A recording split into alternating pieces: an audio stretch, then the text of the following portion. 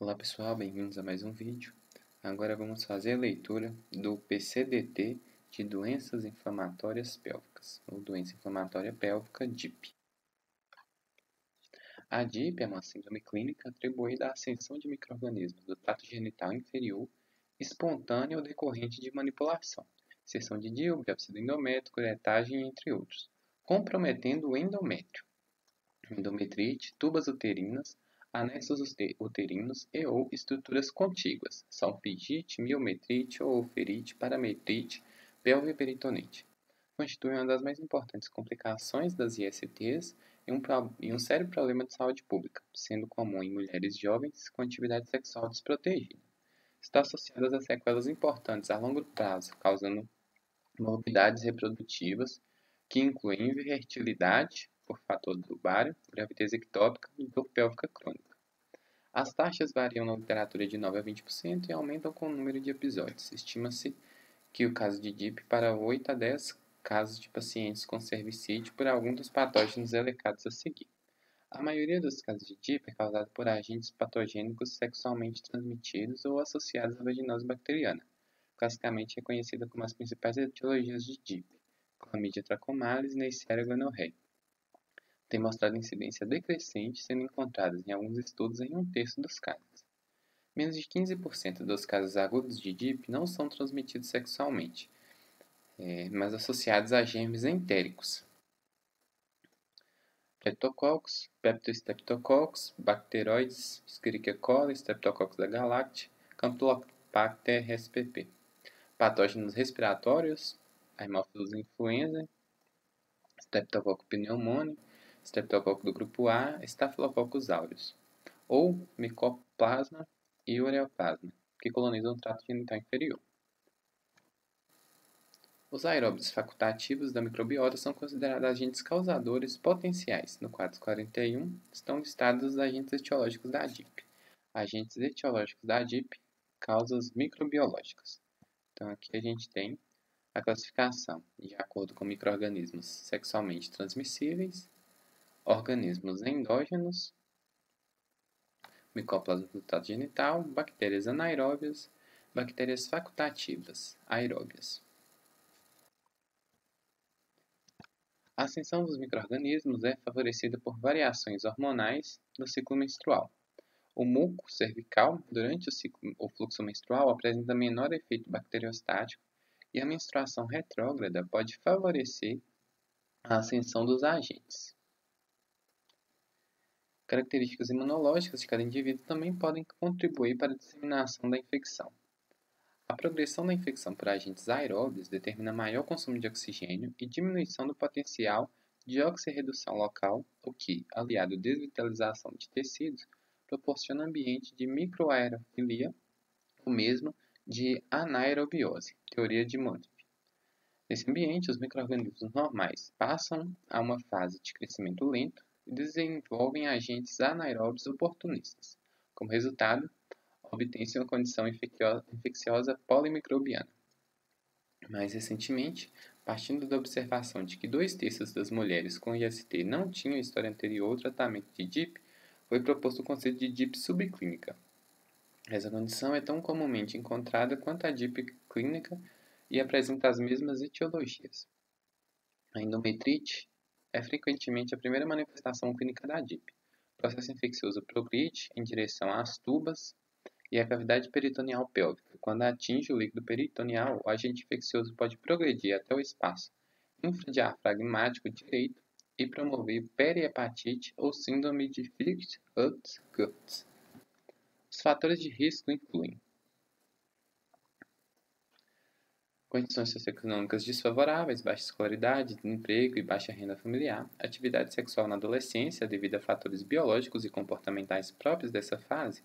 Os adolescentes com atividade sexual apresentam risco 3 vezes maior de desenvolver DIP aguda que mulheres acima de 25 anos. Comportamento sexual de pessoas com maior vulnerabilidade para IST, múltiplas parcerias, início precoce das atividades sexuais, novas parcerias, etc. Uso de método anticoncepcional, a utilização de pílulas combinadas, pela possibilidade de causar ectopia, facilita a infecção por Neisseria gonorrhoeae e Chlamydia trachomatis, mas não existem trabalhos conclusivos sobre se há um aumento de DIP com o uso de pílulas combinadas. As usuárias de dispositivo intrauterino DIU apresentam risco ligeiramente aumentado de DIP em comparação com mulheres que não usam contraceptivos ou que utilizam outros métodos. Esse risco parece guardar relação inversa com o tempo desde a inserção de DIU, sendo mais alto nos primeiros 20 dias da inserção. A exposição a EST é responsável pela ocorrência de DIP no primeiro mês de uso de DIU, e não o uso do dispositivo. No entanto, esse risco é reduzido nas mulheres tratadas para IST antes da inserção de DIU. Diagnóstico de DIP. Quando uma mulher sexualmente ativa se apresenta com dor abdominal baixa e ou dor pélvica, deverá investigar a DIP no diagnóstico diferencial,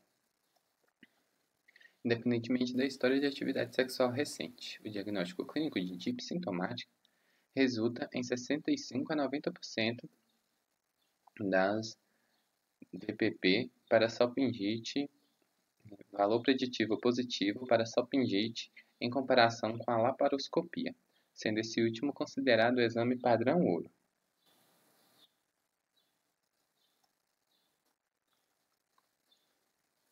Nas formas sintomáticas de DIP, o diagnóstico diferencial deverá ser feito mediante manifestações uroginecológicas, gastrointestinais e esqueléticas.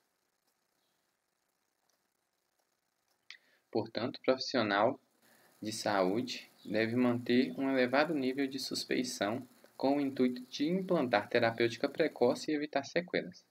O exame clínico deve incluir aferição dos sinais vitais, exame abdominal, exame especular vaginal, incluindo inspeção do colo do útero para friabilidade, sangramento fácil, corrimento mucopurulento cervical, exame bimanual com mobilização do colo e palpação dos anexos. Os sinais e sintomas de sangramento vaginal anormal com pouca quantidade, spotting, dispareunia, corrimento vaginal, dor pélvico, dor no andar inferior, além de dor, mobilização do colo do útero ao toque, podem estar presentes na DIP. A ocorrência de spotting em vários usuários de anticoncepcional de baixa dosagem é comum e pode ser indicativa de DIP, devendo ser investigada. O diagnóstico clínico da DIP é feito a partir de critérios maiores, critérios menores e critérios elaborados, apresentados no 442. Para o diagnóstico de DIP é necessária a presença de 3 critérios maiores mais um critério menor ou um critério elaborado. Os critérios elaborados podem aumentar a especificidade do diagnóstico clínico da DIP. Critérios diagnósticos da DIP. Critérios maiores: dor no hipogástrio, dor, a palpação dos anéctos, dor, a mobilização do colo uterino. Então, são necessários ter a presença desses 3 critérios, mais pelo menos um desses abaixo. Temperatura axilar maior que 37,5 ou temperatura retal maior que 38,3. Conteúdo vaginal ou secreção endocervical anormal. Massa pélvica. Mais de 10 leucócitos por campo de imersão em material de endosservice. Leucocitose em sangue periférico, proteína C reativa ou velocidade de hemossedimentação VHS elevada, comprovação laboratorial de infecção cervical por gonococo, clamídia ou micoplasmas. Critérios elaborados. Tendo um critério elaborado, não precisa de mais nada. Evidência histopatológica de endometrite, presença de abscesso tubo-ovariano ou de fundo de saco de Douglas em estudo de imagem, laparoscopia com evidência de DIP. Já os diagnósticos diferenciais de DIP incluem gravidez ectópica, apendicite aguda, infecção do trato urinário, litíase ureteral, torção de tumor cístico de ovário, torção de mioma uterino, ruptura de cisto ovariano, endometriose, endometrioma roto, diverticulite, entre outros. Os exames laboratoriais de imagem são utilizados para diagnóstico etiológico e avaliação da gravidade estão elencados abaixo. Hemograma completo, velocidade de hemossedimentação, proteína C reativa, exame bacterioscópico para vaginose bacteriana, cultura de material de endosservice com antibiograma, detecção de clamídia e gonococo por biologia molecular, pesquisa de Neisseria gonorreia e clamídia trachomatis no material do endosservice da uretra, de laparoscopia ou de punção do fundo do saco posterior, exame qualitativo de urina e urocultura para afastar a hipótese de infecção do trato urinário, hemocultura, teste de gravidez para afastar a gravidez ectópica, exame de imagem. A ultrassonografia transvaginal e pélvica é um método acessível e não invasivo no diagnóstico de complicações relacionadas à DIP, como abscesso tubo-ovariano, cistos ovarianos e torção do ovário. O principal achado ultrassonográfico da DIP é a presença de uma fina camada líquida preenchendo a trompa, com ou sem a presença de líquido livre na pelve. Para mais informações sobre diagnóstico laboratorial de DIP, consultar o manual da OMS, Diagnóstico Laboratorial de Doenças Sexualmente Transmissíveis, incluindo vírus e imunodeficiências humanas, e as aulas do Telelab. Fluxograma para o manejo clínico da DIP. A figura 15 apresenta o manejo da DIP com suporte mínimo de laboratório, chamando atenção para situações de maior gravidade que devem ser referenciadas para avaliação em caráter emergencial, maternidades ou serviços de urgência e emergência.